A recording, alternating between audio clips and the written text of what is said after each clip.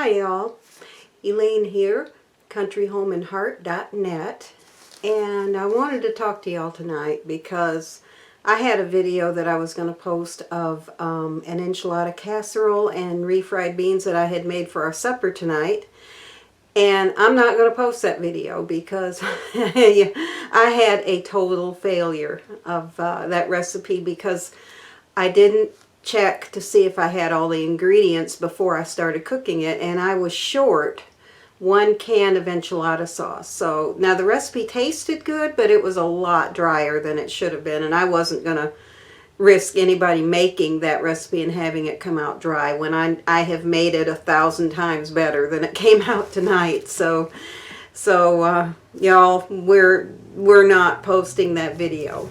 So I thought what I would do, I got a car or something going by that's kind of noisy, I'm sorry about that.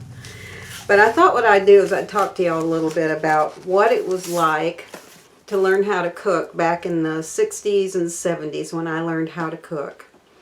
Now, when I was in school, starting in about the 7th grade up until about the 10th grade, I think it was, the girls had to take home economics, and the boys had to take shop. So the girls, when we took home economics, we learned things like how to cook different things. We learned how to host a dinner party. We learned how to clean up and how to delegate cleanup to other members of the household, and a lot of good things like that. We learned how to sew. I think the first thing I ever made was called a bishop apron, and it was on this the waistline was on this round shaped thing that was kind of springy that went around your waist, and you just made the apron and you threaded it around there, and I thought that that was the coolest thing, and I'd make another one today if I could because they were fun to make. They were real simple, but we made that bishop apron. We made, when I was in the 7th grade, we made one of the best coffee cakes that I've ever had, and I wish that I still had that recipe because I have never found another one like that in all that time. But we made a lot of different things like that. We made a tuna casserole. I remember that one really well because I remember a girl getting sick on the one that she made. But little things like that. But I eventually got to where I could make brownies. And I made brownies all the time, and my brothers couldn't wait for me to come in and make some brownies. They loved my brownies and loved me to do that. But I made them a couple times and didn't bake them long enough, and they were like soup in the middle. So, and then other times I burned them to a crisp. So, I mean, we've all had our failures. And but I wanted to show you my cookbook. One of my cookbooks. This one is the New American Cookbook, and this one is a replica of the one that my grandmother had. Now, my mother gave me the one my grandmother had when I got married, and I must admit I learned a lot about cooking from this book because it's got all kinds of recipes in there, everything you could think of. But what tickled me when I was going through it to look for some recipes and things that I could do even for this website, because I love these older recipes. I ran across, let me see, about 3 or 4 different squirrel recipes. So I wouldn't have thought that, but I have found all kinds of different recipes in here for different things that are just, that we don't, nowadays, we never really hear of. Let's see if I can just find one here. Here's a tuna fish a la king. I don't think you hear of that one too much anymore.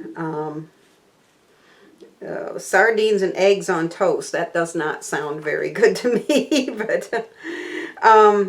but now I have made a few of these cake recipes, and now I've had to tweak them a little bit because I don't know if it's today's ovens or if it's the ingredients and products that we have today, but they don't seem to come out as the way I like them to, so I have to kind of tweak them to get them, you know, to get them the way that I think they should be. You know, I think a cake should be nice and fluffy. I don't think it should be dry. I don't think it should be super crumbly, and And these, a couple of these that I tried did come out a little on the heavy side. Now they do have all the cake instructions in here that I actually have outlined on my website, like sifting your flour first, then measure, because if you sift your flour first, you're going to get the correct amount. You're going to measure for accuracy.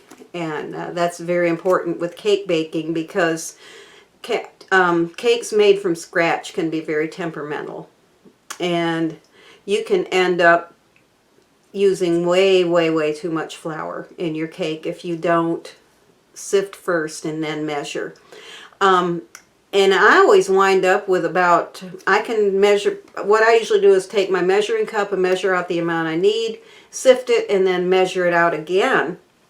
And put it in the measuring cup. And I usually have about a half a cup of flour left over that I ordinarily would have put in the cake. So that could explain why some of these had come out dry. It might be, I didn't know about that step for many, many years.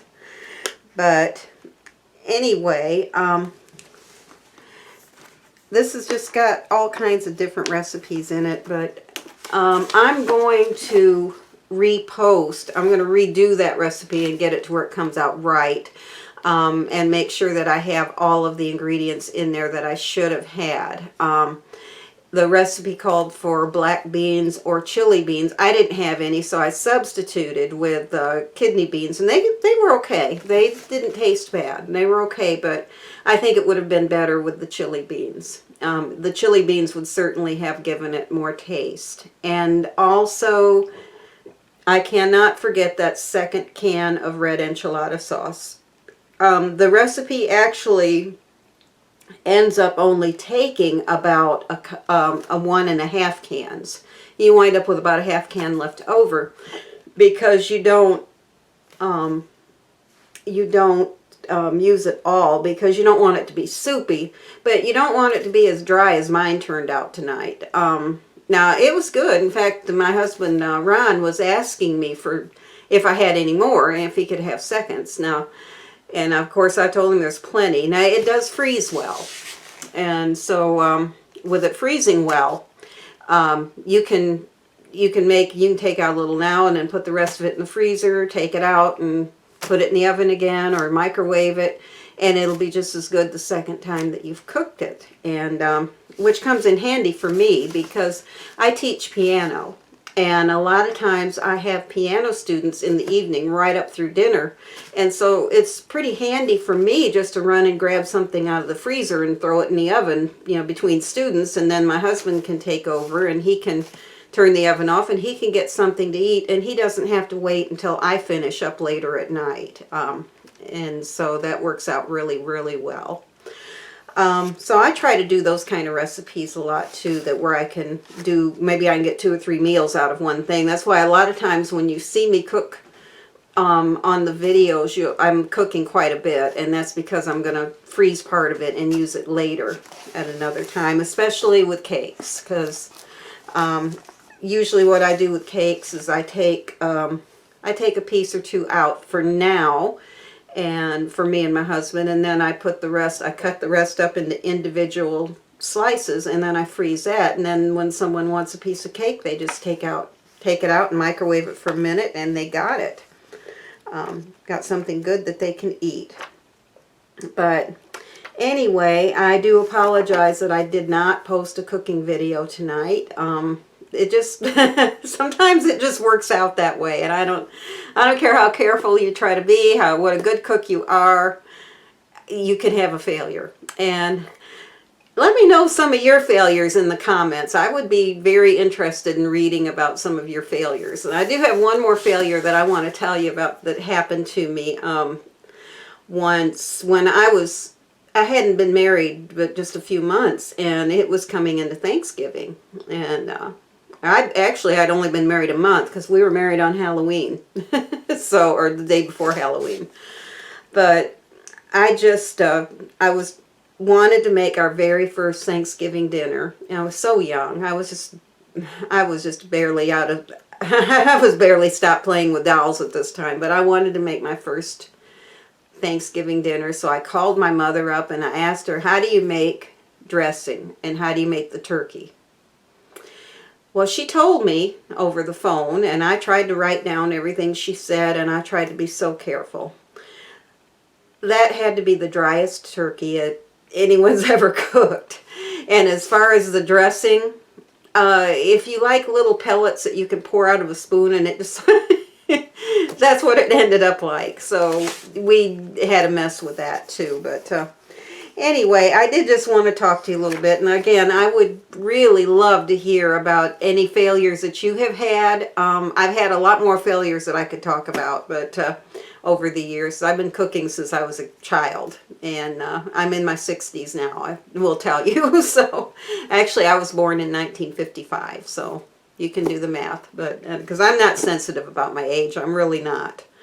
And so, but anyway, and I do want to take a moment to thank everyone who has subscribed to my my channel. I really, really appreciate you doing that. And I also hope that if you haven't subscribed, those of you who haven't subscribed, if you'd like to, and you'd like to be notified whenever I do make more videos, just hit subscribe and give me a thumbs up on some of the ones that you do like. And I will look forward to seeing you again soon.